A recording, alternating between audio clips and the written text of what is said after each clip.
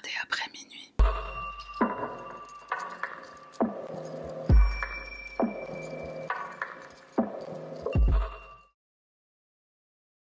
C'est pas un peu trop long là? Salutations mon cher panda, moi c'est Sarah, bienvenue sur ma chaîne. Avant de commencer, un mot de notre sponsor Nextory. Nextory est une application qui propose des e-books, des livres audio, des bandes dessinées, des podcasts, des magazines, le tout avec un seul abonnement. Que tu sois le genre de personne à lire au chaud dans ton lit sous ta couette, que tu aimes écouter un livre audio ou un podcast dans ta voiture, dans le train quand t'es en route pour le travail, pendant que tu fais ton ménage ou pendant ta pause toilette, il te faut Nextory. L'interface de l'application est hyper agréable en plus, tu peux changer la taille d'écriture de police par exemple, tu peux utiliser l'application sur ton téléphone, ton ordinateur ou sur ta Smart TV. Personnellement en ce moment je fais mon ménage avec le podcast Crime, Histoire Vraie, et il n'y a pas que du true crime dans ma bibliothèque, j'ai aussi par exemple du développement personnel, Jay Shetty si tu connais, des classiques comme Misery de Stephen King, un livre que j'adore, bref, il y en a pour tous les goûts. Le catalogue est majoritairement en français et on peut également trouver quelques titres en anglais. La devise de Nextory, don't stay on the same page, ne restez pas sur vos idées reçues. Donc élargis tes horizons, explore, découvre, écoute un audiobook en pâtissant ou en dégustant une pizza 4 fromages devant ta cheminée comme moi je le ferais. Sauf que j'ai pas de cheminée. Avec le lien en barre d'infos et en commentaire épinglé ou celui qui s'affiche à l'écran, tu bénéficieras de 45 jours offerts. Elle est pas belle la vie, tu le sais sûrement, mais le maître du thriller, Maxime Echatam, vient de sortir un nouvel ouvrage, La constance du prédateur, un titre qui donne des frissons. Clique sur le lien pour bénéficier de l'offre, et c'est parti, on y va. Cette vidéo, certes, elle n'est pas aussi longue qu'à l'accoutumée, mais tu verras que ce qu'elle manque en quantité, elle compense en folie. L'affaire de ce soir nous emmène dans le Wisconsin. Alors oui, je sais, on est encore aux États-Unis. Tu l'as sûrement remarqué, mais mes dernières vidéos, c'est beaucoup aux USA. Depuis que j'habite ici, quand je fais des recherches, 90% des recherches que je fais sur mon ordinateur, c'est lié à mon travail, à YouTube. Donc c'est que des trucs criminels, des meurtres et tout ça. Et le truc, c'est que tu sais, tout le temps à droite, là, il y a des liens vers des autres articles qui m'appellent. Et on dit tous qu'il se passe des trucs de ouf aux États-Unis. Mais il se passe vraiment des trucs de ouf aux États-Unis. Et en fait, en étant ici, je suis submergée, je suis inondée de toute la folie de ce qui se passe ici. J'ai créé une très longue liste d'affaires pour les prochaines vidéos, mais c'est vrai que ça me manque de voyager à travers les affaires que je traite. Donc si jamais tu as des suggestions à faire qui sont en dehors des États-Unis, eh ben, je t'invite à mettre ça en commentaire. Et trêve de blablaterie, on y va. Comme je le disais, notre affaire nous emmène dans l'état du Wisconsin. Chad Rock Tyrion, né le 7 septembre 1997 à Green Bay. Alors je précise que c'est bien Chad et pas Chad, ça s'écrit avec un S et pas un C, au cas où il y aurait des petits malins qui doutent de mon anglais irréprochable. Les parents de Chad Tyrion sont Michael Tyrion et Tara Pachanik, j'arrive pas à le dire. Notre affaire se passe en 2022, donc Chad a 25 ans. Si tu comptes, il est né en 97. Ça fait 25. Chad, il a eu une enfance plutôt normale, plutôt traditionnelle. Il grandit avec 2 sœurs, Sylvia et Eva, et un frère qui s'appelle Beau. Il s'est sûrement passé des choses dans son enfance. Tu vas comprendre plus tard pourquoi, mais il y a pas plus d'informations que ça, si ce n'est que dans l'enfance, il n'y a pas eu d'événements majeurs, quoi. Chad, c'est quelqu'un qui aime le camping, il aime l'art, notamment la sculpture. Il est lui-même sculpteur et son médium préféré, c'est le bois. D'après les registres, il est allé au lycée, mais il n'a pas obtenu de diplôme, donc l'équivalent du baccalauréat. Je sais pas si on dit registre, j'ai un doute sur ce mot, c'est registre ou pas? Bref, je pense que t'as compris ce que je voulais dire. Chad, c'est quelqu'un qui aime aussi beaucoup passer du temps en famille, c'est une famille qui est assez proche, de manière générale, ils se réunissent souvent, ils font des activités ensemble, etc.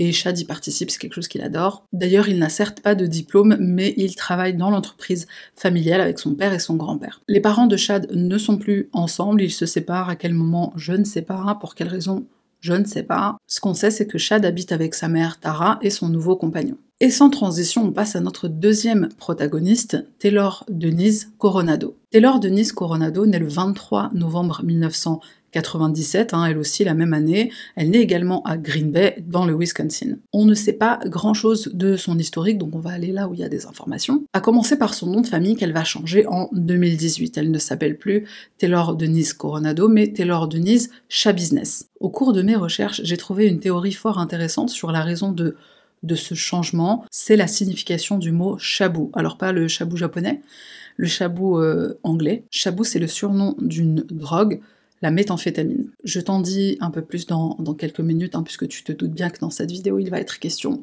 de chabou. On va dire chabou, ce sera mieux au cas où censure et tout. En 2017, Taylor rencontre un certain Warren. C'est l'amour fou, il l'appelle sa reine, il se marie. Et il va même prendre son nom de famille, Shabusiness, ou en tout cas au moins sur Facebook. Est-ce que c'est bizarre un mec qui prend le nom d'une meuf? Est-ce que c'est bizarre? Est-ce que c'est bizarre aussi dans l'autre sens, une meuf qui prend le nom de son mec? Pourquoi on fait ça? Qui a pris cette décision un jour de dire tu m'appartiens donc tu vas t'appeler comme moi? Qui? Pour moi ça n'a aucun sens, mais bref, passons, je m'égare. Donc c'est l'amour fou entre monsieur et madame Shabusiness, mais ça n'empêchera pas madame d'écrire sur Facebook en janvier 2022 « Je me suis casée pour montrer mon engagement, ma loyauté, que je ne serai plus celle que j'étais avant. Mais il s'est tourné contre moi, je vais la faire courtoise parce qu'on est sur YouTube, il me l'a faite à l'envers, et il n'y a pas moyen je me remets avec quelqu'un. » Hashtag, on peut faire confiance à personne. Le couple va rester cependant marié, malgré le fait que Warren soit incarcéré. Je n'ai pas trouvé plus d'informations que ça à son sujet, si ce n'est que il est en prison dans le Wisconsin. Pourquoi? Encore une excellente question à laquelle je n'ai pas trouvé de réponse, mais de toute façon c'est pas lié à notre affaire, donc passons. Warren est le père de l'enfant que Taylor mettra au monde en janvier 2021, un enfant dont elle n'aura pas la garde, c'est un petit garçon. Pourquoi?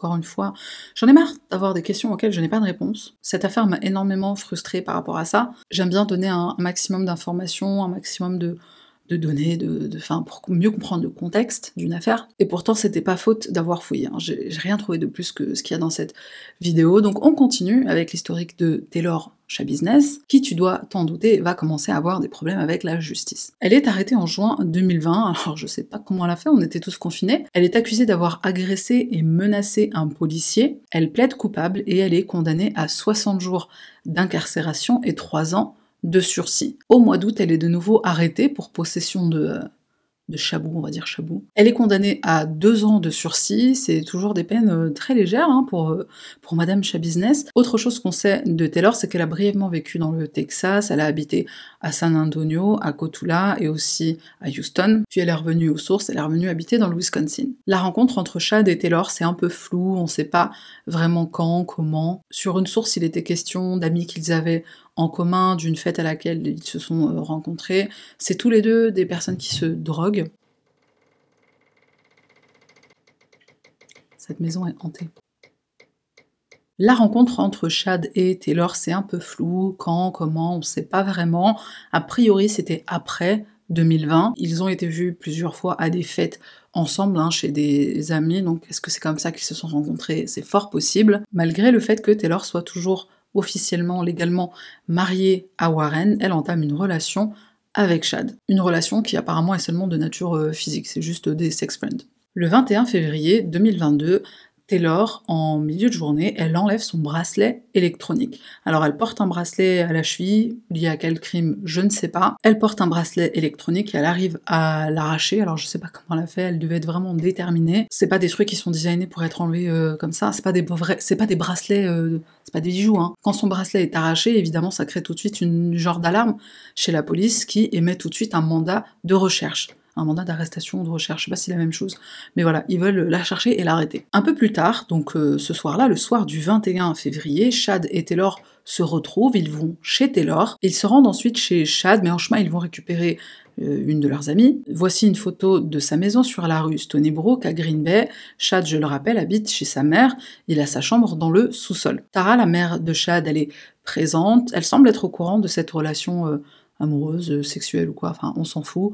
Ce qui nous importe, c'est qu'elle voit son fils rentrer à la maison en compagnie d'une charmante jeune femme, Taylor, et de leur amie, dont l'identité n'est pas révélée. Cette amie en question, elle finit par repartir, le couple se retrouve alors seul dans le sous-sol, ils continuent de prendre de la drogue ensemble, je crois qu'ils avaient déjà commencé chez Taylor, donc là chez Chad, ils continuent, ils vont prendre notamment du chabou, du cannabis, et ils vont également se faire une petite injection de trazodone, un médicament qui est prescrit à Chad. Trazodone, c'est quoi? C'est un antidépresseur sédatif. Et alors là, on arrive dans une partie du récit qui est très dépose de popcorn. 2 jours plus tard, soit le 23 février, Tara, la mère de Chad, elle entend la porte du sous-sol claquer. Il est environ 3 heures du matin, il y a une tempête cette nuit-là, ça va créer un courant d'air et ça va faire que la porte se claque. Quelques minutes plus tard, Tara entend une voiture démarrer, c'est sûrement l'ami de son fils qui repart, se dit-elle. Elle descend au sous-sol, elle appelle son fils, il ne répond pas, elle se dit qu'il est sûrement parti avec son ami. Elle éteint la lumière de la chambre, enfin du sous-sol, / chambre, elle remonte les escaliers, et là, elle voit quelque chose qu'elle n'avait pas remarqué en descendant. Au pied des escaliers se trouve un seau avec une couverture par-dessus. Elle soulève la couverture et elle découvre dans ce seau la tête de son fils. La tête de Chad a été coupée et soigneusement placée dans ce seau, mais c'est pas tout. À côté de la tête se trouvent également 2 couteaux et un pénis qui n'est autre que celui de Chad. Horrifiée, Tara appelle la police qui arrive à son domicile aux environs de 3h30. Dans la chambre / sous-sol, les officiers vont faire d'autres découvertes tout aussi horrifiantes. Le matelas de Chad est recouvert de sang, il y a des sacs plastiques un peu partout avec d'autres parties de son corps. On retrouve également d'autres couteaux, dont un couteau à pain qui vient de la cuisine. Couteau à pain, détail important. Le torse de Chad est retrouvé dans un sac en tissu, il a l'air d'avoir été lardé de coups de couteau, en tout cas ça a l'air d'être des coups de couteau. Dans ce même sac en tissu se trouvent d'autres organes. La salle de bain du sous-sol, donc la salle de bain de Chad, elle est également recouverte de sang. Une question que j'ai pas pu m'empêcher de me poser, c'est quand elle est descendue dans le sous-sol, la lumière était encore allumée. Est-ce qu'elle a pas vu le sang sur le matelas, sur le lit? Peut-être pas dans la salle de bain, s'il y a une porte et que la porte est fermée, je comprends qu'elle n'ait pas vu dans la salle de bain, mais dans le lit et dans la chambre, quoi. Peut-être qu'il y avait une couverture sur le lit, je ne sais pas, mais ça m'a quand même intriguée. Bien sûr, la police va interroger la pauvre Tara sur les derniers instants, les derniers moments où elle a vu son fils encore vivant. Les officiers découvrent qu'il a été vu en compagnie de Taylor Shabusiness. Ils se rendent chez elle sur l'avenue Eastman. Taylor habite également Green Bay, à l'est de la ville. En arrivant, les officiers, avant même de frapper chez elle ou de défoncer la porte pour procéder à son arrestation, ils vont d'abord inspecter son minivan. À ce moment-là, Taylor ouvre la porte, son pull est couvert de sang, ses mains aussi. Les policiers lui demandent « Vous savez pourquoi on est là ?» Et dans le plus grand des calmes, elle répond « À cause du mandat de recherche ». On fouille son minivan, et dans ce minivan, on va retrouver une boîte en carton, c'est la boîte d'une sorte de cuiseur ou cocotte minute, donc c'est l'emballage, quoi. À l'intérieur de cette boîte, qui est située sur la banquette arrière, se trouvent d'autres parties du corps de Chad. Un des policiers demande à Taylor « Qu'est-ce qui s'est passé ?» Et elle répond « C'est une bonne question ». Taylor est bien sûr menottée, elle est emmenée au poste de police. On procède à son arrestation officielle, signature de documents, prise d'empreintes digitales, prise de photos aussi, photos sur lesquelles on constate qu'elle a des griffures sur les bras, sur les mains, sur le pouce. Et la jeune femme répondra à ce sujet qu'elle s'est fait ces griffures elle-même. Pour le reste, les organes, la tête dans le seau, etc., Taylor va, dans un premier temps, dire qu'elle n'a aucun souvenir de ce qu'il s'est passé. La fameuse stratégie du j'ai perdu connaissance, j'ai pris trop de drogue. Ce qui s'est passé ces 2 derniers jours, zéro, rien, elle ne se rappelle pas. Je le rappelle, elle a été arrêtée le matin très tôt du 23 février, et le meurtre a eu lieu le soir du 21 février. Donc ce qui s'est passé pendant les 2 jours, tu vas voir, c'est très intéressant. La police lui rafraîchit la mémoire et lui disent « On a trouvé la tête de Chad dans un seau ». Et Taylor va répondre « Ah ouais, putain, ça craint ». Pendant tout son interrogatoire, Taylor ne cessera de faire des commentaires similaires. Putain, sa tête, quoi. Putain, j'arrive pas à croire que j'ai oublié la tête, sérieux. Oui, elle a bien dit oublier. Pourquoi? On y vient dans 2 minutes. Les officiers demandent à la jeune femme de leur indiquer où est-ce qu'ils vont retrouver les autres parties du corps de Chad. Bah oui, parce qu'il manque des morceaux. Et Taylor leur dit « Vous allez bien vous amuser à les chercher ». Elle finit par leur indiquer qu'ils vont presque tout retrouver dans le sous-sol, et dans son minivan, il reste un pied et une jambe. On revient un petit peu en arrière, que s'est-il passé entre le 21 février au soir et le matin du 23, quand Taylor a été arrêtée. Après être arrivés tous les 3 chez Chad, je le rappelle, ils sont avec une amie dont l'identité n'est pas révélée. L'amie en question se drogue avec le couple, elle s'en va, Chad est maintenant seul avec Taylor. Une chose qu'ils ont pris l'habitude de faire pendant leurs ébats amoureux, c'est de se servir de chaînes métalliques. Mais c'est uniquement dans le cadre de jeux sexuels, de préliminaires, ou parfois même pendant l'acte, donc ils s'étranglent mutuellement avec des chaînes, 2 chaînes, qui sont en possession de Chad. Ces 2 chaînes appartiennent à Chad, et ce soir-là, quand ce fut le tour de Taylor d'amoureusement étrangler son son amant, elle dit qu'elle a perdu tout contrôle. Et elle va donner des détails à la police, elle va dire qu'elle sentait le cœur de Chad battre pendant qu'elle tenait la chaîne, pendant qu'il était en train d'étouffer. Elle a continué de forcer sur la chaîne de plus en plus fort, mais Chad, il voulait pas mourir. Elle a continué pendant un total d'environ 4-5 minutes, jusqu'à ce que du sang commence à sortir de la bouche de Chad, pauvre Chad, qui n'a sûrement rien vu venir. Son visage est devenu tout violet, c'est là que Taylor a compris que c'en était terminé pour le jeune homme. Par contre, c'est pas fini pour Taylor, attention, je parle pas du découpage. Elle commence à s'amuser avec le corps de Chad. Et alors quand je dis s'amuser, je parle de sexe, hein, sexe après la mort, donc sexe avec le cadavre. Je sais qu'il existe un mot, mais je ne veux pas l'utiliser, je sais que tu sais de quoi je parle. Malheureusement pour moi, j'ai lu en détail ce qu'elle a fait avec lui, enfin les outils qu'elle a utilisés, c'est des trucs qui vont me donner des cauchemars pendant sûrement des semaines, et je veux pas partager ça avec toi parce que je pense que j'étais assez choquée comme ça, donc on va arrêter les frais.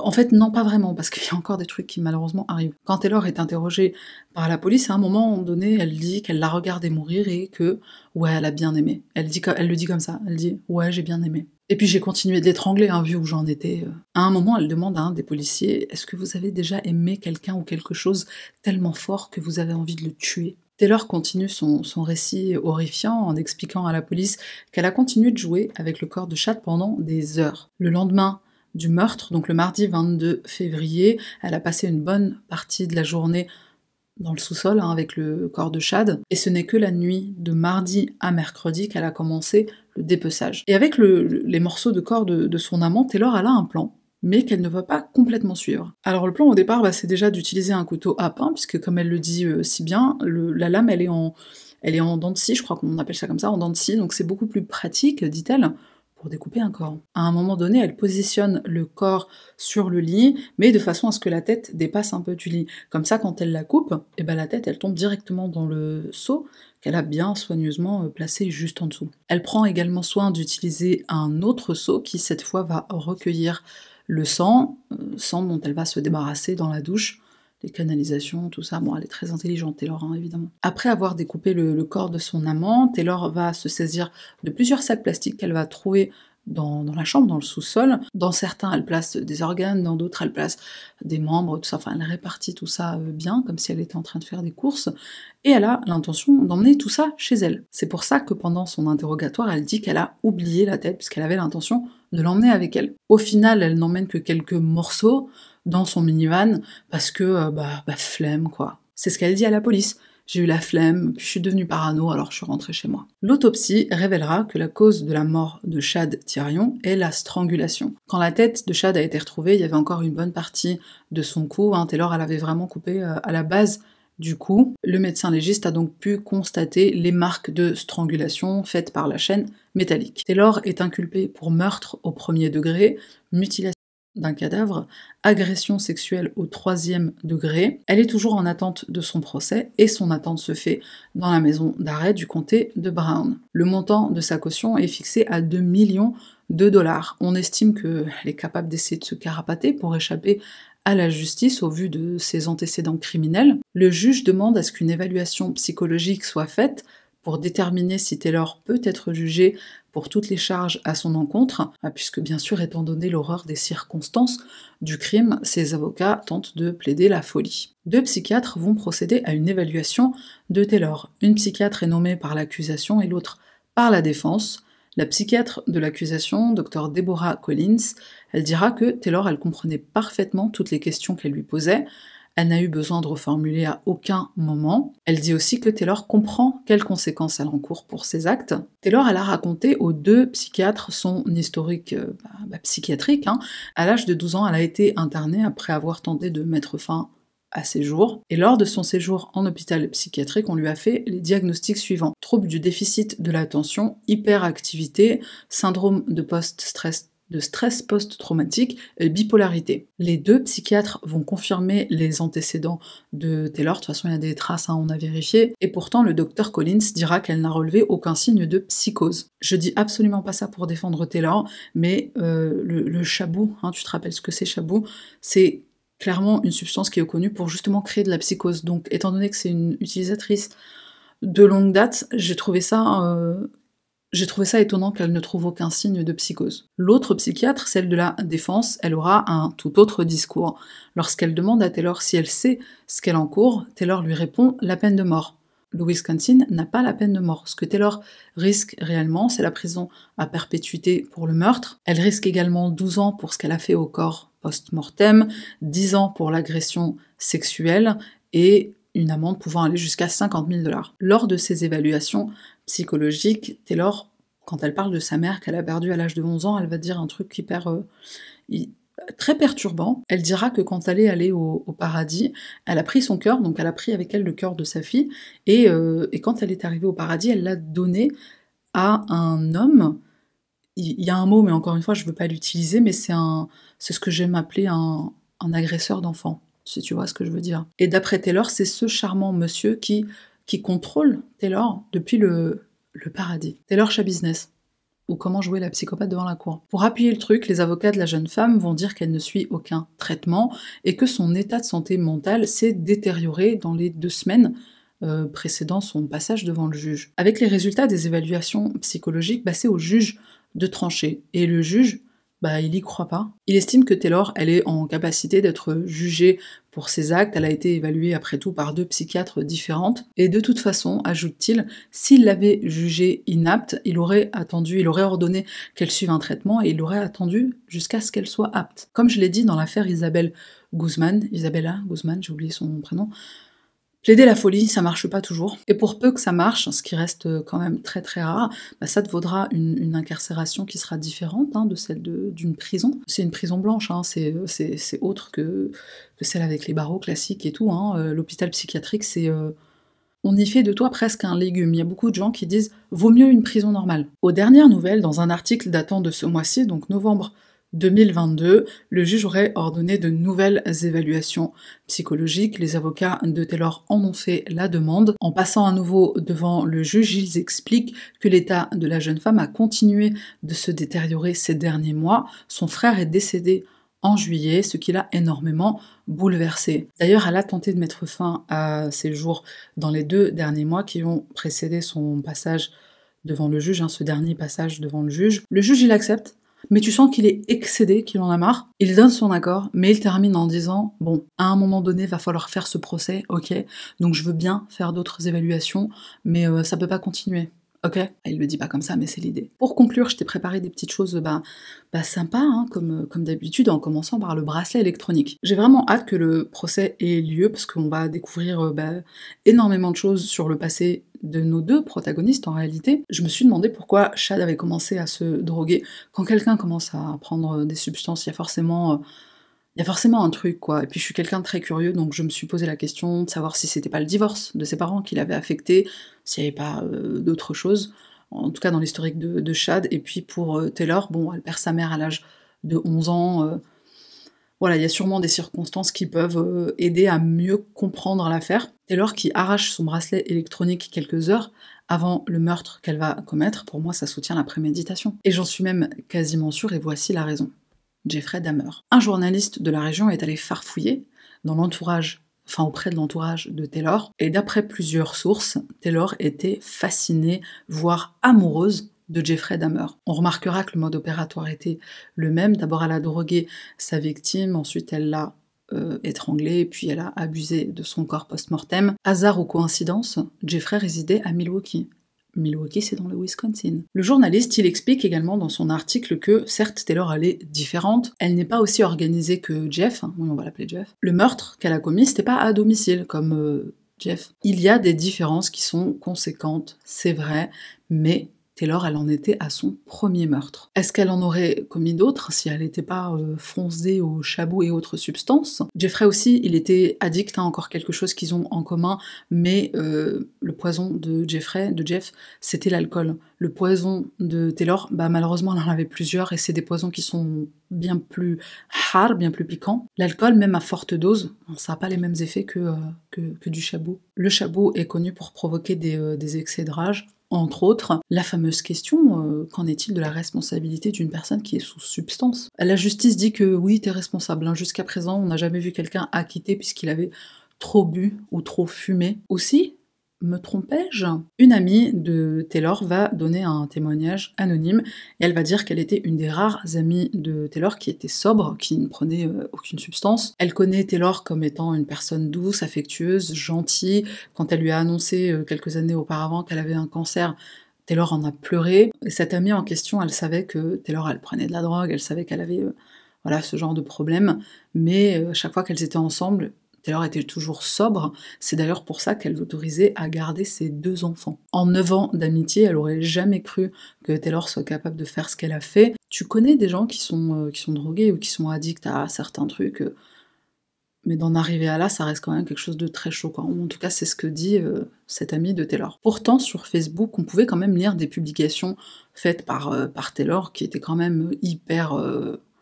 je te laisse juger. J'ai explosé de rage devant ce drogué et je lui ai dit « Je vais continuer à t'acheter de la drogue pour te regarder mourir. » Est-ce que tu savais que sous forme de cristaux, le chabou, enfin la méthamphétamine, est appelé Tina? C'est un peu trop mignon comme surnom pour un truc aussi hardcore, tu trouves pas? Pour terminer sur Chad, alors certes, pendant mes recherches, j'ai trouvé cette photo de lui, il a été arrêté en octobre 2021, il a été inculpé pour trouble à l'ordre public et refus d'obtempérer lors de son arrestation. Il y a des commentaires de gens qui sont pas nets sur internet qui disent qu'il a mérité son sort parce que c'était un drogué, parce qu'il s'était fait arrêter. Je vais pas commenter, je te laisse le soin de le faire. Une page GoFundMe a été créée pour aider la famille de Chad. 12 000 $ ont été récoltés à ce jour. Voilà qui conclut cette sordide affaire. Alors c'était certes un peu court, mais je te l'avais dit, hein, la courtesse du truc a été compensée par... J'arrive plus à parler français, mais t'as compris ce que je voulais dire. Dès que j'ai des nouvelles du procès, je te mets ça en barre de description. Et je te tiendrai aussi au courant si Taylor accepte ma demande d'amis sur Instagram, hein, sait-on jamais. Si je suis amenée à discuter avec elle ou quoi, je te tiens au jus. Et un dernier rappel pour notre sponsor Nextory, clique sur le lien en barre de description ou en commentaire épinglé pour bénéficier des 45 jours offerts. On termine avec un random item puisque tu me connais, c'est une vidéo courte en plus, hein, donc why not. J'ai acheté ce livre, je crois que je l'ai publié en story sur Instagram. Ce livre a été écrit par le docteur Anne Burgess. Anne Burgess? Oui, c'est ça. Alors cette personne est une des pionnières des recherches sur les serial killers, tout ça, sur le profilage des tueurs. Elle fait partie des personnes qui ont aidé à créer l'unité des sciences comportementales au sein du FBI. Je sais pas si c'est la docteure qui est dans la série Mindhunter, il me semble que oui. Je suis pas certaine, je vérifierai, je te confirmerai ça. Ce livre est vraiment passionnant, il est fascinant. Je m'en suis un peu servi pour la vidéo sur Henry Louis Wallace, l'étrangleur de Taco Bell. C'est fascinant parce que, en fait, elle est en train de poser des questions et t'as l'impression d'être dans la pièce avec eux, donc c'est vraiment c'est fascinant, c'est tenant, c'est prenant, c'est intéressant. Voilà, c'est tout ce que j'avais à dire sur cet excellent ouvrage. Merci à toutes les personnes qui sont restées jusqu'à là maintenant. Merci d'avoir regardé jusqu'à la fin. Merci aux nouveaux membres, j'ai vu qu'il y avait plein de nouveaux membres sur la chaîne, donc merci infiniment pour ton soutien. Merci aux nouveaux abonnés qui continuent de nous rejoindre. Je pense que quand cette vidéo sera publiée, on aura atteint les 150 000 abonnés. Je réalise pas. C'est tout pour moi et on se retrouve la semaine prochaine pour une nouvelle affaire. Bye.